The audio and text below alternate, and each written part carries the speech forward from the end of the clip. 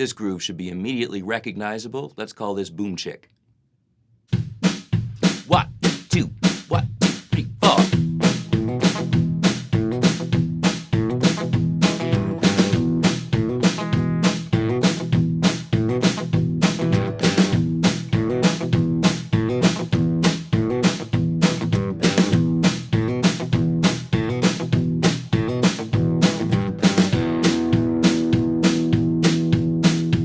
We are in the key of E, working pretty much strictly off an E chord, and primarily playing a bass line, really, of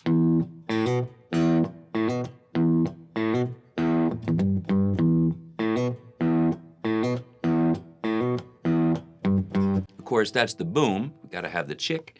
And this is bringing out really just 2 notes of this E chord. I'm hitting strings 4 and 3. I'm using a very sharp wrist-based attack. I need to have a little bit of muting on this. So I do need to have my right wrist, my picking hand wrist, anchored to some degree. So we're not talking about a swing the arm follow through here.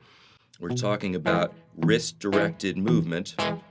And it might be worth your while to just sit, rest on the bass strings back here at the saddle, and just move that pick back and forth. 6, 4, 6, 5. Maintaining some palm mute. We're not talking, it's not that dramatic. Remember that when it comes to palm muting, the further up you go, of course you eventually will just lose the note, but there's a range. No mute, mute the resonance, mute the ring. So you want to mute the resonance. And notice this specific hand movement. It's really down towards the floor, but the wrist is going in a diagonal. This is a larger movement because I want 2 strings.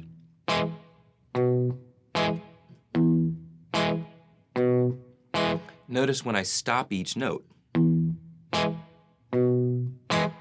That double stop, that 2-note chord, rather the 2 notes of the E chord that I'm playing, this I'm using a left hand mute, a fret hand mute for.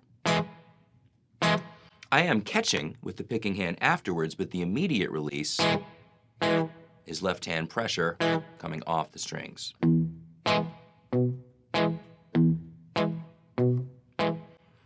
Now, putting it together, hammer.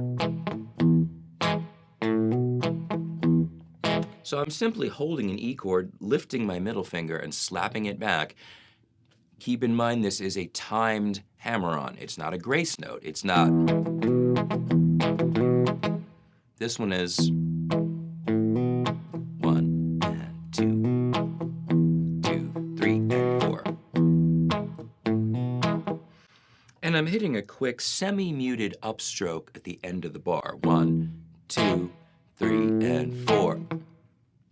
It's really just still holding the notes because I don't ever actually come off of this. But I mentioned before about releasing the pressure.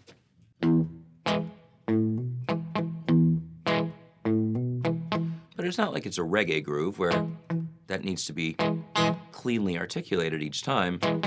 It's more like strike it with the downstroke, release the pressure, and strike it with the upstroke.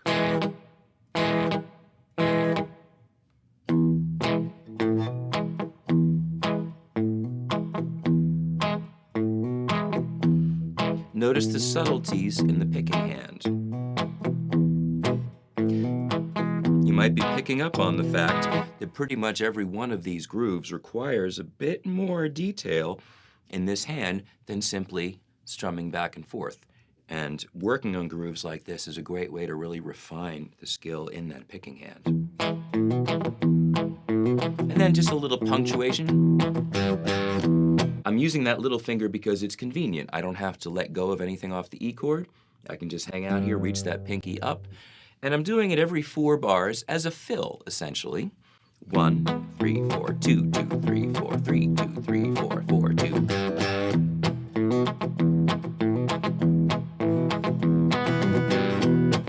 And if you want to add in more of this back and forth, you can. but I like the clean.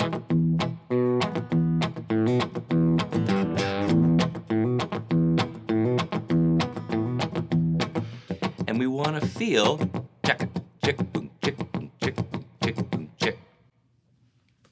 It's not complicated, but again, the subtleties of how you attack the strings are really where all the flavor comes from. We're going to play along again, really concentrate on staying in that pocket, and when you do the back and forth, make sure that you line up that muted upstroke right between the beats. Boom, chick, boom, chick, chick, chick. Here we go. Let's play along.